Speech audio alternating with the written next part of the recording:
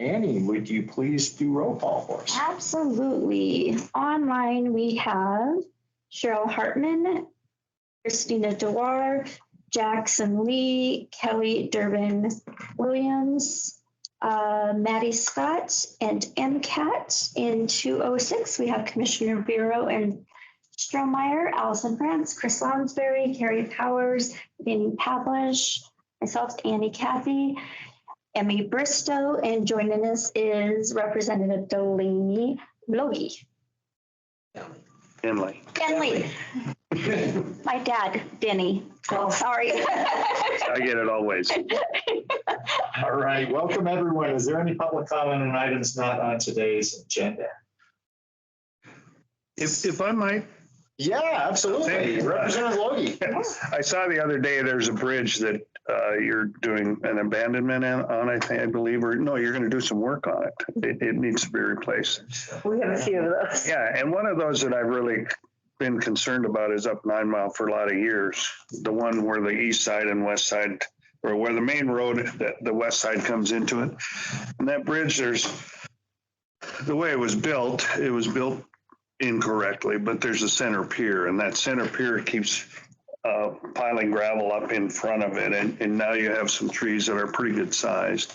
And I know about every second or third year, then you have to worry about that road washing out because it diverts to the side. And I just wondered if you talk to the Conservation Board and see if maybe they would try and get a permit. I guess it'd probably be the 124. And if you took those trees that are in the middle, I know but in high water, you have so much mud and you got dirt that washes out of that bank, move those to the bank on the west side, take them out of the center. That would give you another probably 5 years or so, or 10 years even before it would back up. And it would, by moving those trees to the side, you'd have vegetation to protect that bank. It would keep you from having to put logs and riprap dumped in there, and it would keep, like I say, keep that water going down the center. I think it might be worth talking to FWP about it and your soil conservation. I feel like we've had this discussion about that. We've had before. some discussions about the bridge. I'm not sure if it's specific, if we talk about this as a possible remedy, but it's a short term, but the problem is the long term is to take out that center pier, build a new bridge. And this could be the short term because that's way too expensive. And I can't remember because we've had conversations with Shane about that. Like, it seems like every year during runoff, there's like an issue that needs to be addressed. We will bring it's a panic issue. We usually bring it up again with our Public Works office the next time we meet. So thank you. Yeah, thanks for highlighting that. There's no shortage of bridge work out there. And I know that, but I just happened to see that other one come up, and I thought, well, while I'm here, I'll mention that because that would be like I say, it's just a short term, and I know FWP doesn't necessarily like short terms, but every year when it keeps washing that topsoil out, and I know that's private property on the side that they keep losing part of their field and pastures, and you have a problem because the road comes up to that bridge, and there's a chance of one of these years washing much more of that road out. So, okay, thank you. No, I sent you a lot of text. We're on it already. Thank you. So we have 2 items on our consent agenda. Well, is there anything else that anyone would like to add on items not on the agenda? Okay, seeing none on our consent agenda, we have 2 items. Is there anything that anyone would like to discuss, and we'll pull that off the consent agenda? No, I move to approve the consent agenda. I'll second that. Any further discussion on the motion? Seeing none, all in favor? Aye. We have all of 1 action item today. This is a proposed interlocal agreement between Missoula County, Powell County, Mineral County, City of Missoula, Granite County, and the City and County of Butte-Silverbow. And Jackson, please fill us in on the rest of the details here. Yes, good morning. Thank you for listing all those out. It is quite a few of them. Appreciate that. But yes, this interlocal is between 6 localities to pursue planning grant funding for a regional initiative called Parks to Passes. This initiative, comprised of local governments and their nonprofit partners, is focused on an active transportation route from Butte to the Montana-Idaho border.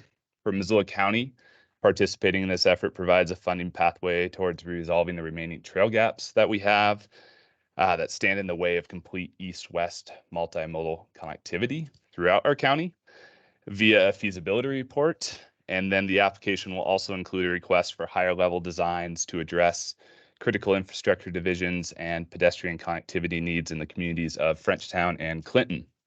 Collectively, these project deliverables address the next steps in community identified trail priorities that arose out of the 2022 Missoula County Pathways and Trails Planning effort. Parks to Passes is requesting 100% federal match through RAISE, so local funding is limited to grant writing services, with Missoula County's share being covered by the Missoula MPO. We are excited to bring this one forward to you. Once funded, Parks to Passes is the catalyst for substantive economic health and social benefits throughout Western Montana, and applications are due end of February.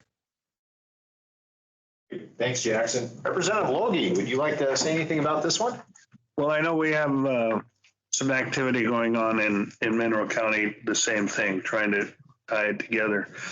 One of my thoughts on this, and I know there's some pushback legislatively always when you start talking, when you bring up the bicycle, that throws the hands up. When you talk pedestrian, well, everybody's a taxpayer, and so everybody pays, but sometimes they feel, well, the bicycles get a lot done for them without the payment, direct payment from. And one of the things that I was thinking, if it could be, it's something for a discussion. We're getting an aging population, which I am one of, and even sometimes the bicycle isn't always so good. I know you don't want the ATVs ripping up and down these kind of trails, but I was wondering to enter in the discussion of also maybe some golf carts. And make sure speed limit is down at 25 miles an hour or 20 miles an hour, just to handle some of that aging population and maybe to get a little more buy-in from some of the folks. Just a thought, and I mentioned it to our gal that's working on Diane going up in our county, something like that. Maybe not. Missoula County probably doesn't need that so much. You probably have enough support in some of the outlying counties. That's kind of what comes up in the discussion. And then you have the e-bikes. I'm not sure what you're thinking here with e-bikes. And there again, you might need to consider a 25 mile an hour speed limit or something like that, because that can be danger. But that's my thoughts. And I'll probably be writing some sort of letter of support for the county up there. And I will probably incorporate some of that kind of wording. Sure. So Jackson, what does multimodal mean then for this application? And I guess along with that, Jackson, for this planning process and proposed project, is there an opportunity to have a definition of multimodal that would at least consider what Representative Logie suggested?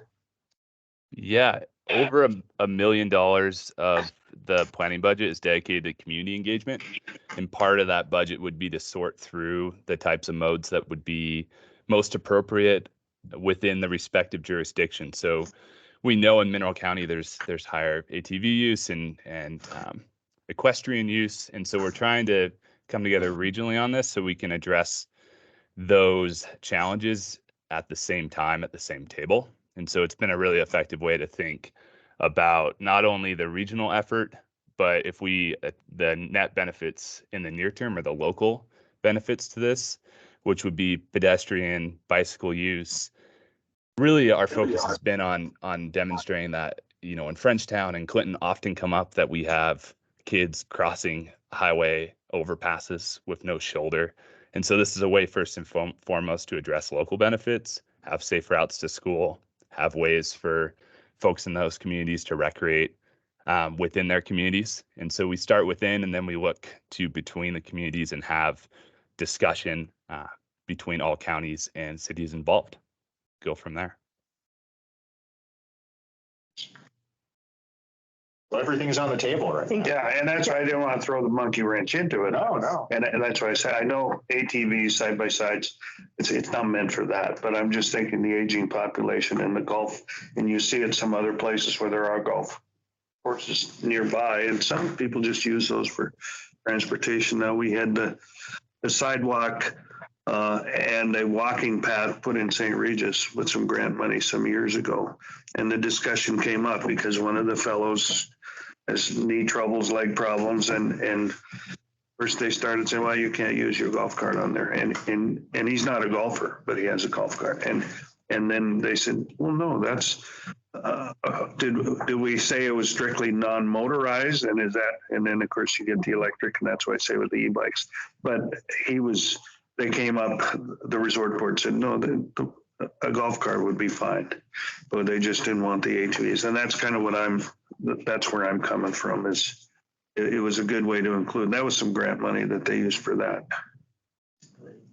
Thanks for that feedback. And none of us are getting any younger. So. Well, that's it. And like I say, I knew this fellow wasn't the kind to abuse anything, but he couldn't use the path walking, and he couldn't ride the bike either. But this was a way he could get into town, get to the grocery store, and, do some of that without driving the vehicle. Absolutely. Kelly.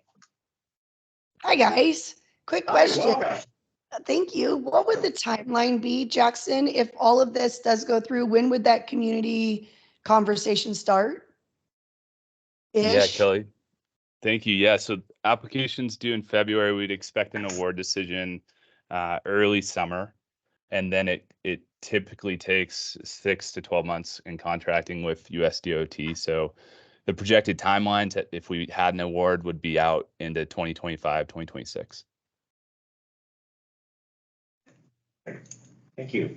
Any other questions? All right. No. I guess we are ready.